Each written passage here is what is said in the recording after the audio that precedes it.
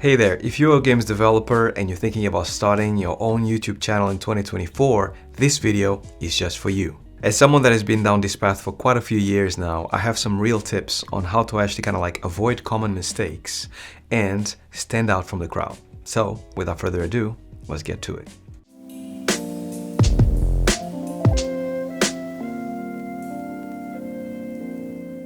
Welcome to another video. I hope you guys had a good week. Now, first and foremost, thanks to Skillshare for sponsoring this video. More on that later. So when I first started this YouTube channel, I fully thought the only thing I needed to do was upload cool tutorials, tips and tricks, and the channel will grow naturally. But as we all know, YouTube is much more than that. YouTube is about building a brand, building a community, having a clear message, and basically connecting with the audience out there that is for you and that is waiting to hear and see your content. So let's dive into a few tips that I wish somebody had told me before I pressed that upload button.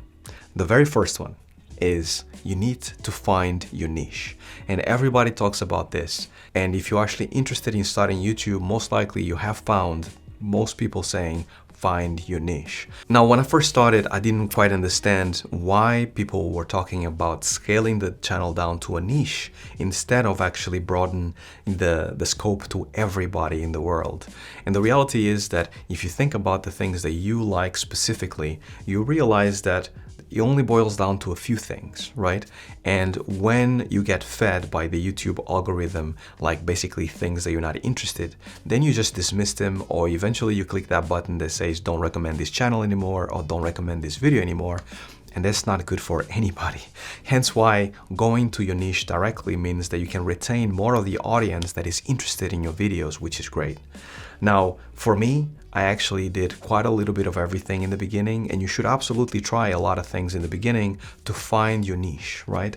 But if you actually want to specialize in games development, then 100% you already found a niche that you can actually feed information and videos to and see what sticks. To me in the beginning, I started by actually doing a lot of tutorials. I started by teaching a lot of things that were specific to animation, which is great.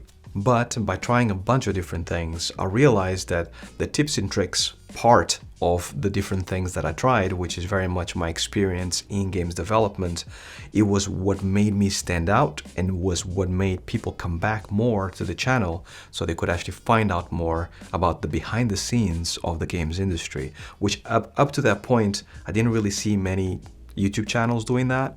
And I feel like this is where people gravitated to my channel. Now, the second point is consistency, and consistency is incredibly important and cannot be undermined. Half of the people that I've seen trying YouTube and that are no longer on YouTube is normally to do with consistency. And this can happen for a number of reasons. It might be because life got in the way, things got complicated. There's a bunch of different reasons that you need to stop creating content. But you taking this seriously and you creating content all the time and consistently, and it can be all the time once a week, it can be all the time once a month, but as long as that period and that cadence is consistent, the YouTube algorithm will like you much more. The more consistent, the better. However, you need to keep in mind that there is such a thing as burnout, right? Just like in the games industry, there is crunch. Like in YouTube and being a YouTube creator, there is burnout, which means that doing videos more than once a week, at least for me personally, becomes way too much. So I thought once a week is good enough. At some point I was publishing about 3 videos a week, I think it was, and I could tell that I was actually not only exhausted, but I would find it hard to find the time to do it. And immediately I started dropping videos and dropping the consistency, and towards the end I felt almost like I needed to stop doing YouTube because it was too much. So find your consistency and keep your videos coming in that sequence. Now, when it comes to cadence, personally, you all know how difficult it is to work in the games industry, and you all know how intense it is. And in many companies that I worked previously, I had to do a lot of crunch. And while you are working your full-time job and you have to do crunch and work weekends and work evenings, finding the time to then do this actually becomes extremely difficult. And to me, it felt almost like it was easier to drop YouTube and continue my day job that pays the bills than the other way around. But the way I saw it is that YouTube is long game, right? So you have the immediate job that pays you the bills, but if you actually keep consistent and continue working on YouTube, you'll be able to actually one day live off YouTube and be independent and work on your ideas and be a creative. So make sure you actually keep that consistency on YouTube as your #1 rule in order to have a successful channel. Now, when I started this crazy journey, I wish I had more resources that would show me and tell me on how to start a YouTube channel. Unfortunately, there was none. There was a lot of channels that were absolutely successful and amazing, but you had a lot of questions about how certain people did certain things.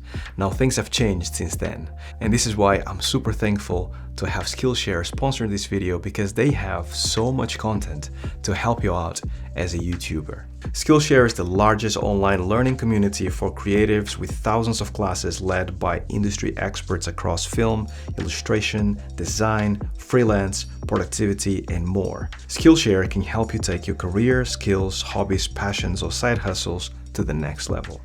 Now, one of the features that I like about Skillshare is they have these things called learning paths. Now, learning paths are curated sequential classes to master a specific skill. One that I would highly recommend is the one called Grow Your First YouTube Channel, that gives you very much a breakdown with different classes from different creators on how to start a YouTube channel with lots and lots of tips. I would also recommend MKBHD YouTube Success Series, which, he's incredibly big. I highly recommend him to all my friends, and he has a really good class on how to actually kind of like set up cameras, set up lighting, and get your videos looking absolutely fantastic. Now, Skillshare was kind enough to provide me with a link to share with all of you, and the first 500 people to actually hit the link down below will get 1 free month of Skillshare. Now, I hope you take advantage of the link down below, and thanks to Skillshare once again for sponsoring this video. Now, tip number 3 will be to invest in gear for your videos. However, I would say invest as little as you possibly can. Shoot with your iPhone if you have one. Buy a good mic. I have a mic here. I'm pointing to my mic. I have a mic here, but don't actually spend on a mic, because what's going to be true, and this is from everybody that I talked to that started a YouTube channel, is that your very first videos for the first year or so are going to be pretty rubbish. They're going to be not your best work, and they're going to be hard to watch. I find it difficult to watch my first videos, because as much money as I invested in buying gear, I find that the problem was not so much the gear that I had, but it was more the delivery and being comfortable in talking to the camera.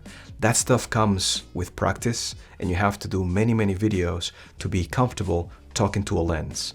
In the beginning, it's going to feel so weird for you to actually be talking to a lens, and you're going to be very much self-conscious all the time as you talk about the things that you say. Does it make sense? You're going to be overthinking things, which is why I'm saying that you shouldn't really overspend in gear, because as you progress and become better and more accustomed to talking to camera, you are naturally going to need certain things to make your videos feel better. But it's not because your delivery and your content is bad. It's actually really good.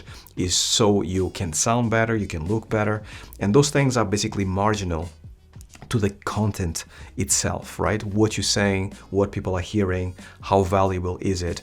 That's the stuff that you should work on first to then have the gear after, if that makes sense. Now, tip number 5 is engage with your community. And this is replying to comments, making sure that you engage with the community. Create a Discord as early as you possibly can so you can have deeper conversations on Discord if you need to.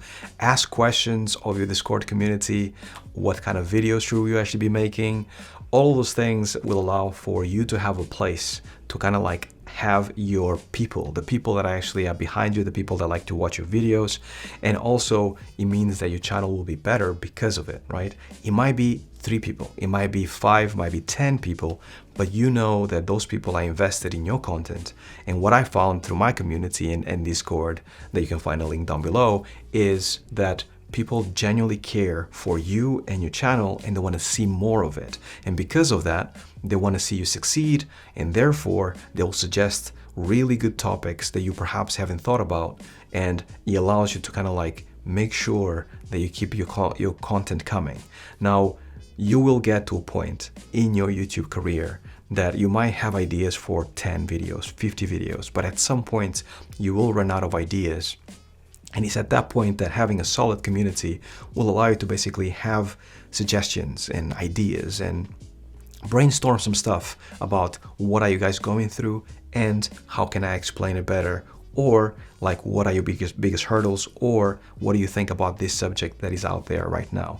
Those kind of things are really, really good, and it'll also make you feel a little less alone because this, talking to a camera every single week, is very lonely. Right now there's nobody, just a camera, a light, and recording gear, and that's it. And you have to do this all the time in your room, and it feels lonely after a while. So having a community helps you in many ways. Starting a YouTube channel as a games developer in 2024 is an exciting journey. It's all about finding your niche, staying consistent, and finding your audience. Now, if you're ready to get started, make sure to hit that subscribe button and let's start this crazy journey of game development and YouTube content. Thanks for sticking around. If you're still here, drop a comment down below and let me know at what stage are you on your YouTube journey. Are you thinking about it? Have you been thinking about it for so many years now and you haven't really kind of like, gave the first step? Let me know, and also let me know if you have any questions. Happy to help out anybody out there that is thinking to actually come into this crazy journey of YouTube content, because it's worth it. It's really, really cool. Scary at first, but definitely worth it. And that's it for this video. As always, stay well, stay safe. Peace.